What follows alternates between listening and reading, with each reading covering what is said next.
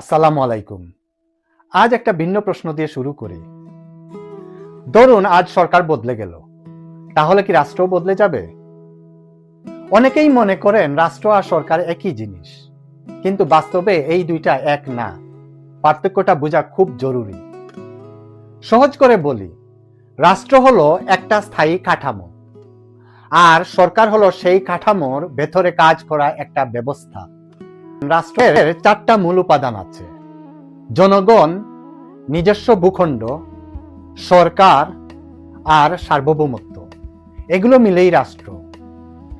বাংলাদেশ রাষ্ট্র হিসেবে টিকে আছে কারণ এখানে জনগণ আছে, এখানে নির্দিষ্ট সীমান্তও আছে, আর নিজের সিদ্ধান্ত নিজে নেওয়ার ক্ষমতা আছে।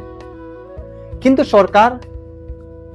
সরকার আসে যায়, নির্বাচন হয়, সরকার বদলায়, কিন্তু রাষ্ট্র থেকে যায়।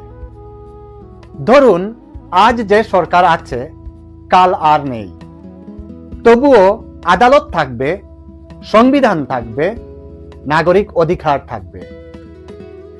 এখানেই ভুলটা হয়। সরকারকে সমালোচনা করলে অনেকে বলেন রাষ্ট্র বিরোধী, কিন্তু সরকার আর রাষ্ট্র এক না। রাষ্ট্র মানে আপনার অধিকার, আপনার পরিচয়, আপনার নিরাপত্তা। সরকার সেই দায়িত্ব সাময়িকভাবে পালন করে। গণতন্ত্রে নাগরিকের অধিকার আছে প্রশ্ন করার, মত দেওয়ার আর সরকারের কাজ যাচাই করার। সরকার শক্তিশালী হয় জনগণের আস্থায়, রাষ্ট্র শক্তিশালী হয় সচেতন নাগরিকের মাধ্যমে।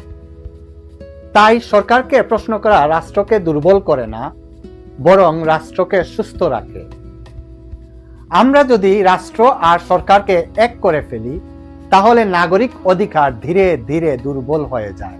সচেতন নাগরিক হওয়া মানে রাষ্ট্রকে বোঝা, সরকারকে জানা আর নিজের অধিকার সচেতনভাবে ব্যবহার করা।